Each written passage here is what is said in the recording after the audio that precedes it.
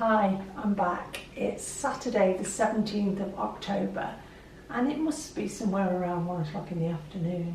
Do you know, I've been up since just after 6 and I wonder sometimes, where does the time fly to? You turn around twice and it's lunchtime, isn't it?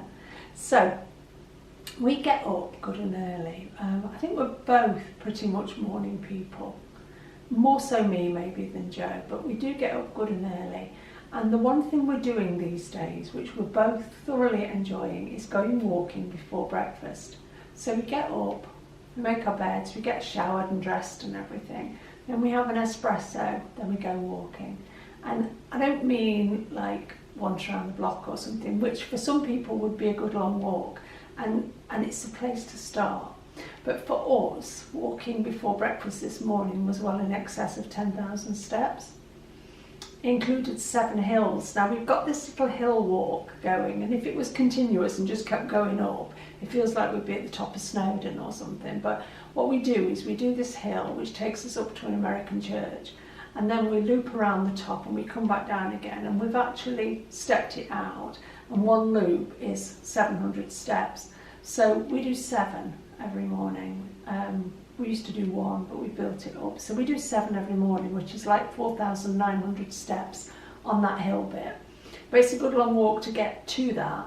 It's a good long walk to get home. But sometimes after we've done the 7 steps, then we walk up to the crematorium, which is like the highest spot in this part of Nottinghamshire. And the views from up there, and I can remember them from years ago, but Joe often describes to me on a clear day how far he can see. I swear you can see out to the hills of Derbyshire. You can see way, way towards Derbyshire from up there, because it's a really, really high spot. So this morning we walked up there, and then we walked back down again, and we did one of our hills to finish it off, and then we walked home. So well in excess of 10,000 steps before we come home for breakfast. And it's a really nice way to start the day because it just energises you, doesn't it, Joe? Yeah, it's good. It really energises you. You come back, you're ready for your breakfast. You're not starving hungry or anything, but you're ready for your breakfast. And I had a big bowl of porridge this morning. I always have 50 grams. I know we're allowed 40 for a B choice, but it's not enough for me. So I have 50 grams of porridge, and I top it with hemp hearts or hemp seeds.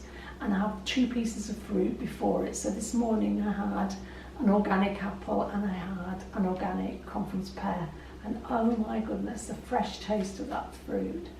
That brings me round to something I want to talk about in a minute, but that was a really good start to the day.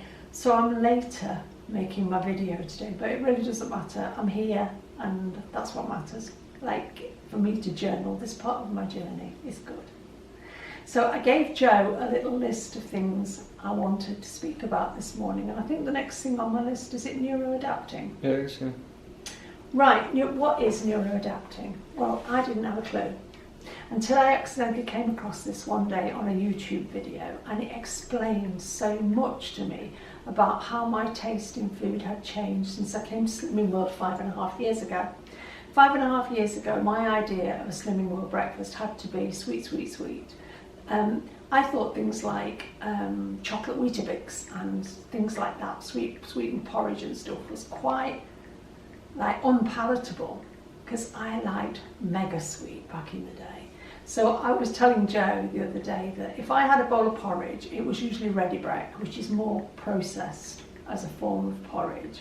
So it's quite sweet already. But I would make it, and I'd make it with all milk, and I'd put a layer of sugar on top, preferably brown sugar. And I'd eat that layer off the top of my porridge, and then I'd put another layer of sugar, and I'd eat that layer, put another sugar. That was my idea of porridge.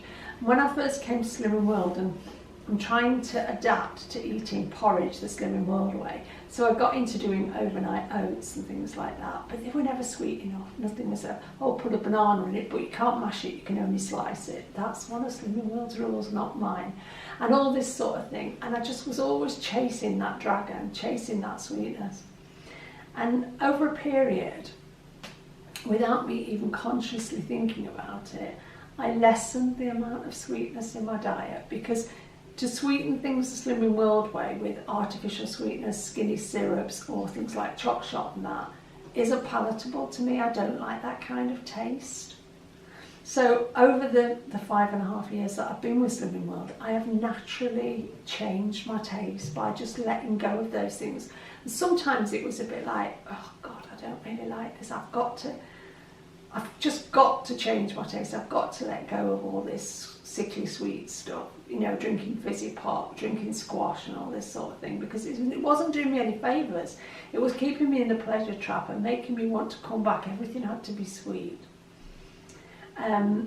Over the years, my taste has completely changed.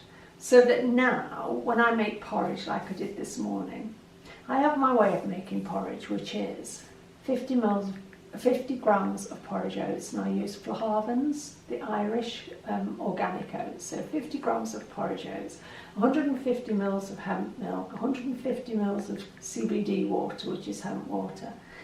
Put it on medium in the microwave, set it for 10 minutes, 10 seconds and go out the door. That's when I'm going walking. My porridge will be ready when I get back. I can just slightly reheat it and add my sieves. Now, when I eat it now, that to me is sweet. Porridge is sweet to me today. If you'd said to me 5.5 years ago, you will find porridge, even if it's made with water, just water, sweet, I'd have laughed at you. Because I honestly couldn't. I know it tastes like wallpaper paste or something. But today, that to me is sweet. I would not want it any sweeter than that. Now, how has this come about? Naturally, over the time, it's come about from neuroadapting. Now, I'm going to ask Jo to join in here a bit and explain about neuroadapting and how it's setting your tolerance levels. So can you just give us a quick explanation, Jo, like you told me? So the way I see it in terms of food is, well, you could be with anything really. I mean, you could be a coffee drinker and end up needing 5 coffees a day to feel the same effect a non-coffee drinker would get off 1, or an alcoholic who drinks 5 pints of beer to feel the effects of 1. Over time you kind of build up a tolerance to certain things. So it could happen with salt? Yeah, salt, yeah, or sweet, or anything like chili. Yeah, chili. It happened to me with chili, and it happened very fast with chili. I went from about 5 twists to 30 odd in the span of a week. So yeah, just to get the same chili taste from it. Yeah. You were pushing up your tolerance level all the time. Yeah. So that's all neuroadapting is. Neuroadapting in this sense means like dialing those things back and getting like rekindling an appreciation for things' natural taste. One of the things I found, Jo, was like if I start my day with something like, I'm saying Weetabix, I'm not picking on Weetabix, but if I start my day, when I used to start it with things like Weetabix and a Muller Light, sweet, sweet, sweet, the rest of my day, nothing had enough taste, nothing was sweet enough. So if I started my day with that and followed it with an apple, the apple wasn't sweet enough. It almost like it set the bar too high for that day. Yeah. And so for the rest of the day, I was chasing that sweetness. And as a person who, sweet foods to me are triggers. I can't just have a Fibre One bar or a Hi-Fi bar or a small chocolate bar or a mini-sized chocolate bar or something that most people would say, oh, that's an ideal thing to be having because it's 5 sins or under. I can't do that. Because one leads to another, leads to another, leads to the whole bag, leads to 2 bags, leads to a box, leads to half a ton or something. I just can't do that. So if I start the day by setting my sugar level high, for the rest of the day I'm trying to reinvent or reproduce that effect. So it's like sweetness, isn't it? Artificial sweetness. If you put 1 teaspoon or skinny syrup, who puts a teaspoon of skinny syrup in a dish or in a drink? You might start with that when you first buy it, but within no time at all you need more to get that same effect.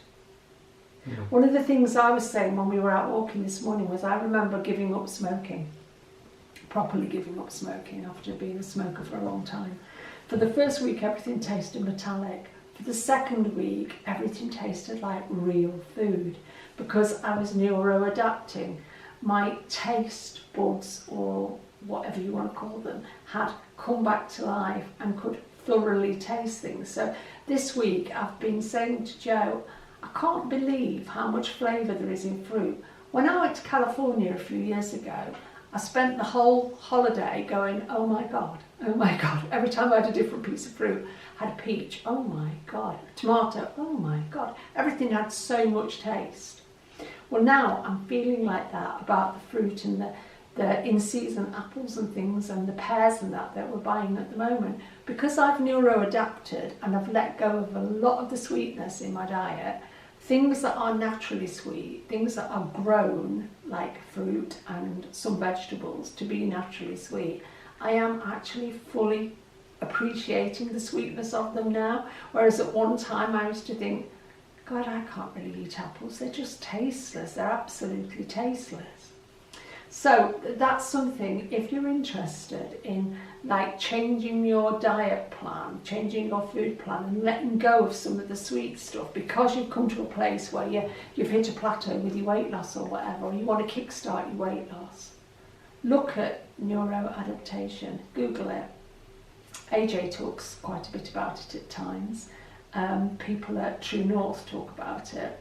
Lots of the plant-based people talk about it. It's not a plant-based thing, it's not a vegan thing, it's just a taste thing and how to actually change your own taste. Because over the years, in America they have the standard American diet, in England we've got the standard English diet, and we get suckered into eating certain things as normal.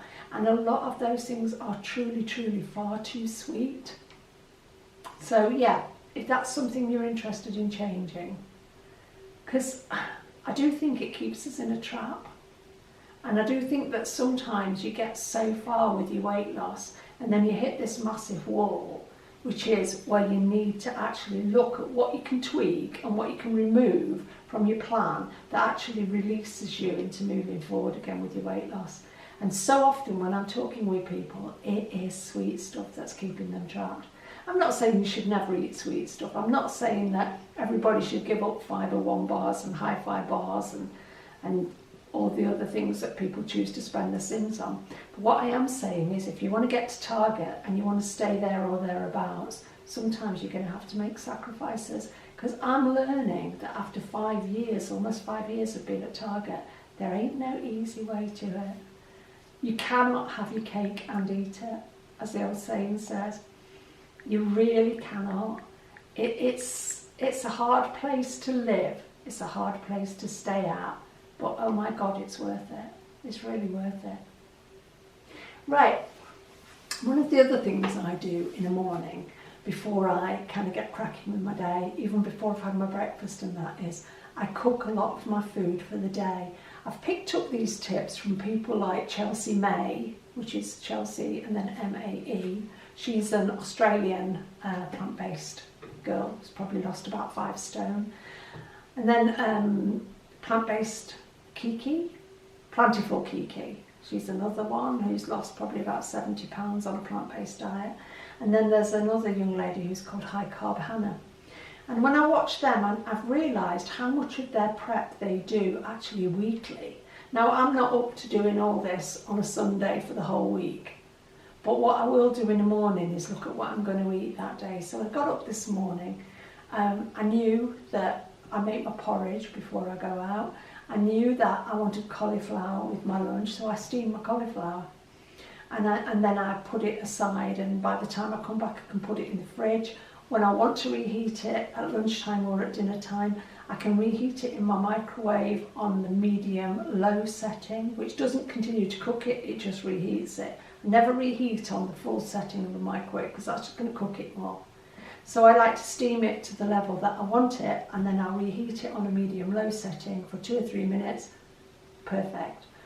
But the thing with me and doing this is, when it comes to lunchtime today, the lazy side of me is going, oh, can't be bothered, can't be bothered.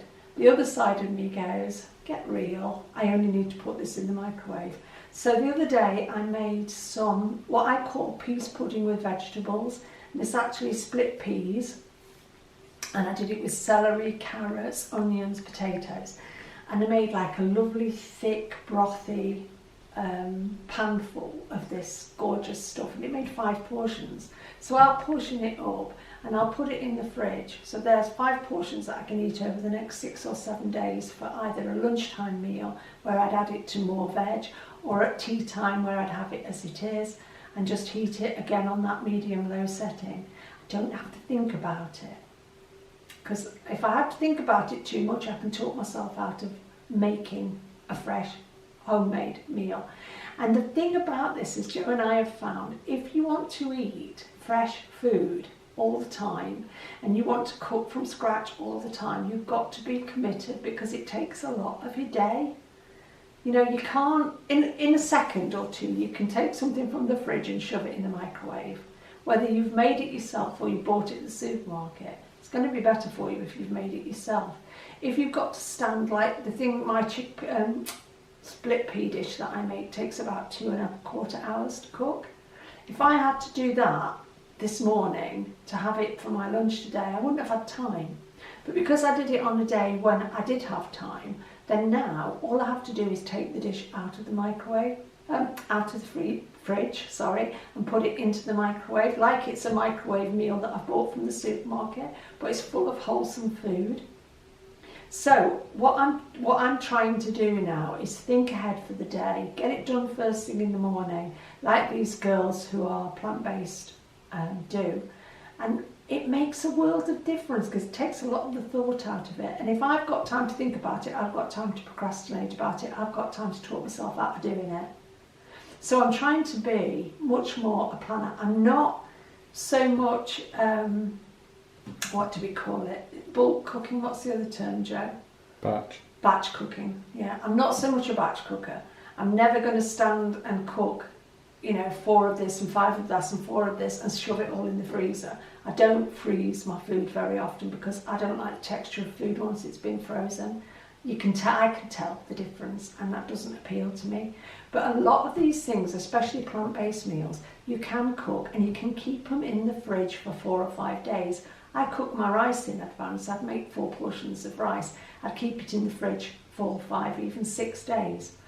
But I do it because I don't want the time to talk myself out of doing it because I'm feeling particularly tired, particularly lazy. I can be bone idle very often. So what I want to talk about is the food storage that I use and why I use it. One of the things I've been trying to do for a long time is get away from using too much plastic. I used to have a cupboard full of what I call Tupperwares, and I think we bandied that word around too much. Tupperware is a brand name and Tupperware is quality. We'll go to the cheapest of cheap shops, buy plastic containers and call them Tupperware, and it's a bit of an insult to the company because they're not Tupperware. Tupperware is something, my mum's got Tupperware that she's had for 20 years and it's in brilliant nick. It's made to last, but you pay for it. Now I try not to buy plastic containers. I try to use glass where I can, but something we do use, and this is what we portion our rice, our buckwheat and things like that into, are these Sistema. Now tell me, Joe, what they're called? Take about? Take along. Take along. They're called take along pots. They're good and airtight and they hold a good amount of food. Now Joe's portion of rice would be cooked about 260 grams. Yeah. That would feel like half of that, yeah? Yeah. Probably, yeah. My portion of rice cooked is about 200 grams. Now we found these in Astra, and I'm sure you can buy them online and other supermarkets will stock them. But a pack of 4 like this is £4. We've got plenty in our cupboard and this spare pack on the top shelf. And we have been using these ones, the ones that are open now, for weeks, haven't we, Joe? Yeah. Several weeks, well, a good few weeks. And they're excellent. You can stack them in your fridge. I'm not going to say the dishwasher safe, but I would assume they are. But I find with stuff like this, when I had a dishwasher, it was the dishwasher that did for it. They don't last as long if you keep shoving them in the dishwasher because they just go weird. I'm not sure about putting tomatoes in them because I'm not a tomato person. But with a lot of the cheaper brands of plastic stuff, they get so discoloured, don't they? Because 99% of what Slimming World recommends we cook has tomato in it. I don't use tomato very often, but I've put different foods in these and they haven't become marked. But I really, really would recommend these, especially if you've got to take food to work or out and about with you. So take about containers. I suppose they're equivalent. These are Sistema's brand of take-out containers, but good and strong quality, and I think they'll last for ages. And that's one of the things, you know, looking at saving the environment and what we can do for the planet and our carbon footprint. We need to be moving away from chucking everything away, because for a long time, I mean, I'm of an age now where I've got a lot further that I can look back than I can look forward. But for a long time, I've thought we live in a throwaway society these days. You know, nothing is made to last. I remember the last washing machine I bought, a Bosch washing machine, and the guy said, "Oh, you know, they're designed to last you 5 years." And I was joking with my brother because he's had their washing machine for over 20 years. And I said, "You obviously don't use it very often." And he said, "We do, we use it loads." But 20 years ago, they were made much more substantially than they are today, much tougher, robust. You know, when you look at things that your mother's got or your grandmother's got, much more robust than the stuff that we buy today, because we live in a world where we are prepared. Or if you're anything like me, you love change. I just like to change things. So I've had to work on my own mental state over the years and tell myself, which is better, Jane? That you get bored with it and you throw it away, or that you're having some sort of impact on the world, the future world, for the kids of today. And I've come to a place, now I'm older, where I realise, you know, it's not all about me. It's not all about, I've had the majority of my life. As I say, I've got more to look back on than I've got to look forward to. But there are babies being born today, you know, into a world that's already full of rubbish. When I look at what we put in our bin every week, and our recycling bin every week, and you think, we're just a household of 2. And how many thousands and thousands and thousands and tens of thousands and hundreds of thousands of these bins get emptied every day? Where does it all go?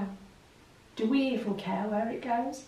So I'm trying to get, and I have been for a few years, much more into using glass rather than plastic. These I've shown on my channel before. I've been using Pyrex, another quite old-fashioned thing, Pyrex. It's been around longer than I have.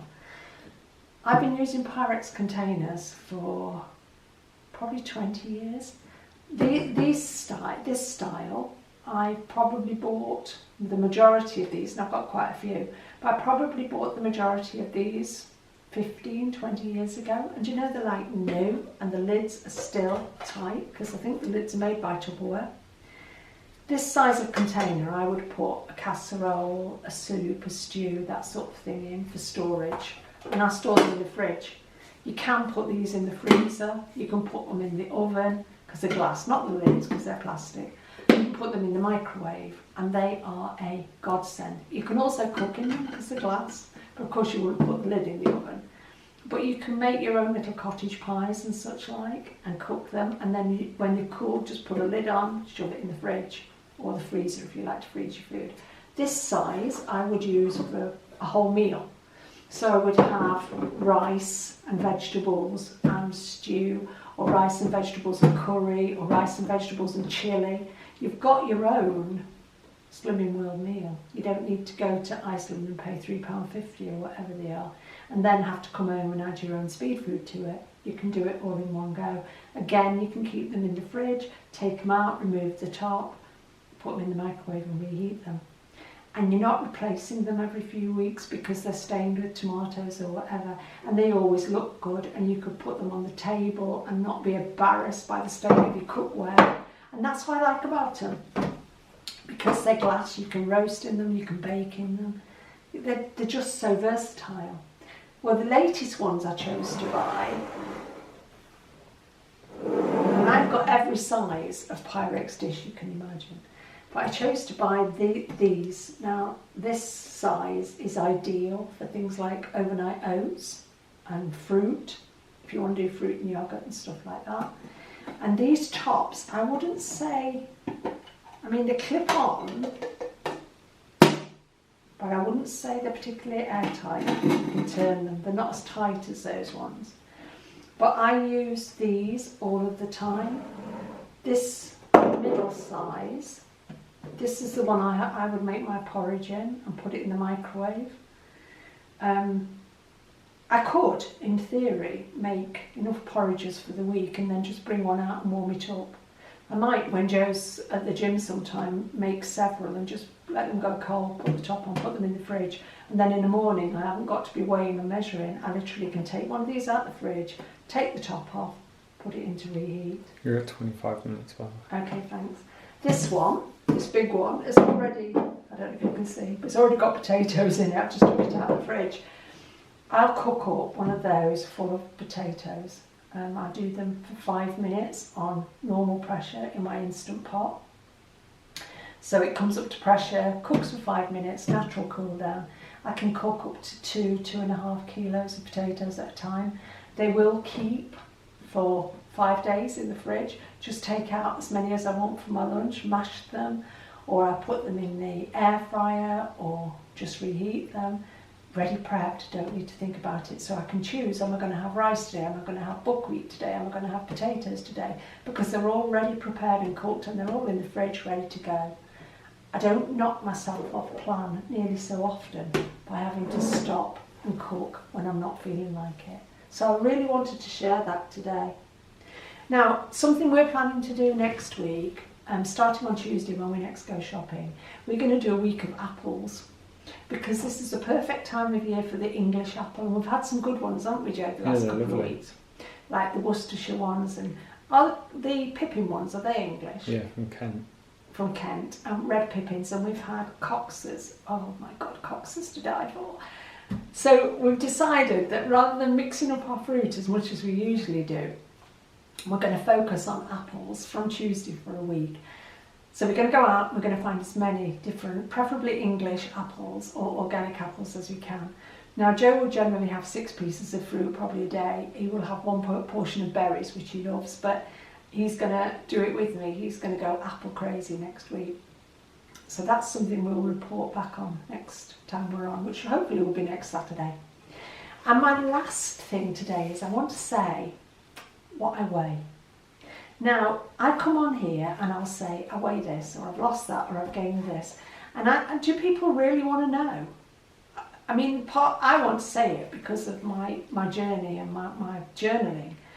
But I don't know, do people prefer, like, I'm going to come on today and I'm going to say, my weight today, as of this morning when I weighed, was 9 stone 5.2. The weight I put into Slimming World this week was 9 stone 5.5, so 9.5, because I was actually 9 stone 5.4, so 9 stone 5.5 pounds yesterday for my Slimming World weigh-in. This morning, because I'm weighing daily still, because I love it, 9 stone 5.2. Now, is that a loss or a gain? Well, for me, from last week, it's a loss of £1. But from the last time I saw you, which was kind of 2 and a bit weeks ago, it's probably a gain. I can't remember what I weighed then. Do you want me to come on and say, today I weigh, and just give you my weight for the day? Or would you like me to go back to what I used to do, which is this week I weigh so-so, I've lost this, I've gained that. I don't really know, after almost 5 years at Target, what people expect or what people want from my channel. Now, I'm not coming on here and saying what do you want me to make videos about. I'll never do that, because I can only talk about what's near and dear to my heart, what's on my mind, what's relevant to me. But yeah, as far as my weight's concerned, after nearly 5 years at or around Target, do you want me to talk about losses and gains? Or does that not help anybody who's also a Target member? Or do you want me to just do what I've done today and say, today I weigh 9 stone 5.2? Because I'm happy to do either. Right, so that's it. We've had a good week, yeah, Joe? Yeah. Yeah, we've had a good week. This morning Joe got up, and I mean, he gets up every morning, but he was like, I feel so good. And we're putting this, and I'm with him on it, I feel so good. But we are putting this down to being plant-based. We are putting this down to the fact that we are grounding every day. You know, I talked about that on my channel a few weeks ago. We are doing everything we can to be as healthy as we can. And I have to say, it's a pleasure to be alive. And I put this down to sensible practices like grounding and sensible food plans like Slimming World for me. Joe didn't do Slimming World. He's plant-based totally. I'm plant-based totally, but I need the boundaries that Slimming World offers me. Now, I might start to talk a little bit more about being plant-based on my channel, because I might start to share a bit more about what I eat. But first and foremost, this is Slimming World. I am Jane on Slimming World. And I want to stay on Slimming World. Right, going now because battery's about to run out, or the time is. We'll see you soon.